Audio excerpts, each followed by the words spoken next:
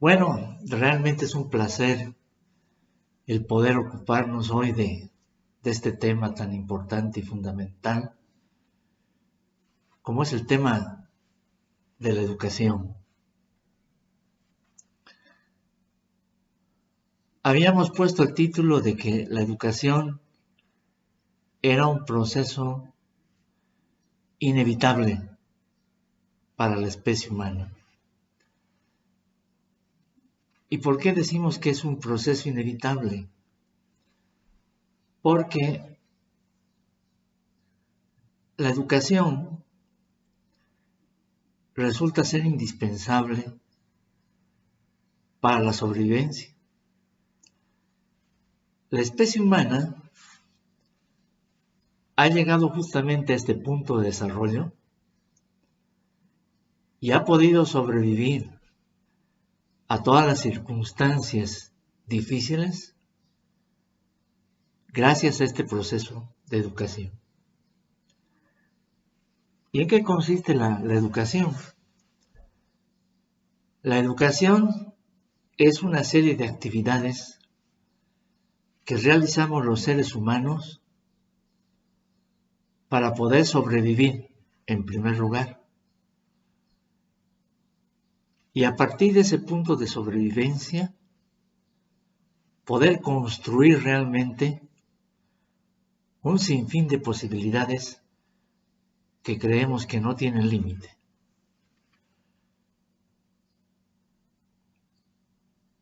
Entonces tendríamos que decir nosotros que, bueno, si es una cosa inherente a la especie humana, ¿no? Entonces su origen tiene que remontarse al origen de la misma especie. Estaríamos hablando pues de por lo menos 300,000 años. Y bueno, ¿qué pasaba en los inicios de la humanidad? Pues lo que estamos viviendo ahora, nada más que en una dimensión diferente.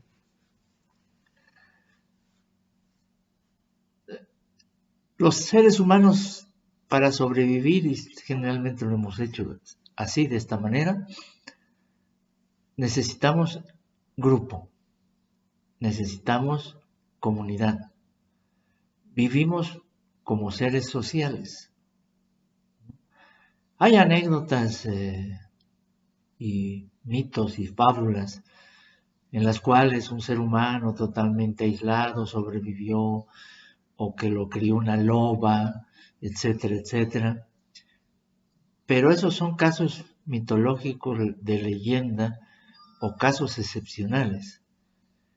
En general, siempre hemos vivido en grupo, en comunidad.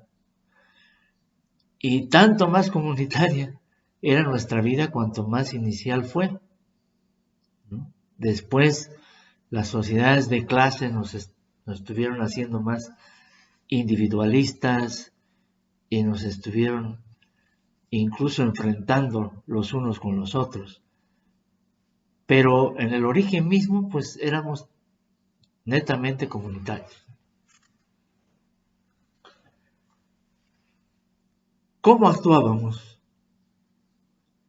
Pues el grupo, ¿no?, se encargaba de planear y ejecutar todas las actividades de subsistencia. Ya con el tiempo se fueron dividiendo algunas tareas, bueno, no se dedicaban a la agricultura, otros a la caza, ¿no? En fin, pero siempre organizados y actuando sobre la realidad para poder subsistir. En primer lugar, pues obviamente cubrir las necesidades más básicas, más elementales. Y más adelante, pues cosas mucho más sofisticadas, ¿no? Como vivimos en la época actual, ¿no? Hasta con robots, teleactividades, etcétera, etcétera. En todos los seres humanos,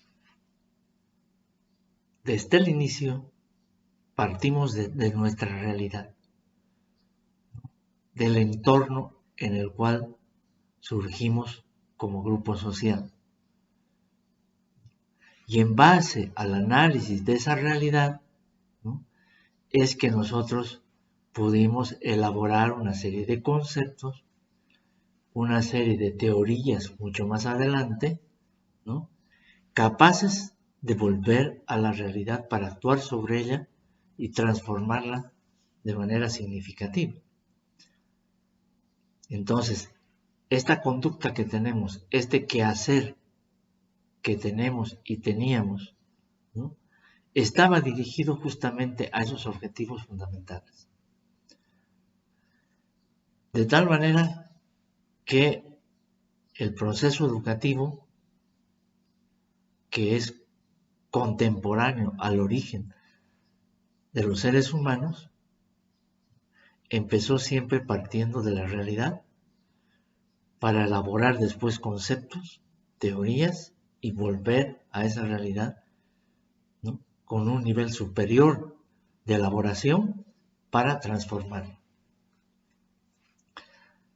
Y así estuvo por miles de años la humanidad, ¿no?, actuando con ese su proceso educativo para sobrevivir y desarrollar sus propias culturas. Sin embargo, hace unos miles de años, ¿qué ocurrió? Que se inventaron las escuelas, después las universidades, sobre todo basados en los principios religiosos, en los conventos, aunque eso no fue de manera absoluta. Pero sacaron a los seres humanos de su accionar, de su realidad, para introducirlos en el aula, en la escuela. Entonces, ¿qué ocurría en la escuela? En la escuela, ¿no?, tenía que haber un maestro. ¿Quién era el maestro? Pues el que tenía el conocimiento, la sabiduría suficiente para enseñar a los alumnos lo que tenían que hacer y transmitirles, por supuesto, el conocimiento. Entonces, ahí se generó un divorcio entre la realidad y la teoría. Y luego de que esos alumnos recibían ese conocimiento, les decían lo que tenían que hacer, iban a ir a su oficio, a su centro de trabajo o a su actividad cotidiana, ¿no?, a aplicar los conocimientos y las directrices del maestro.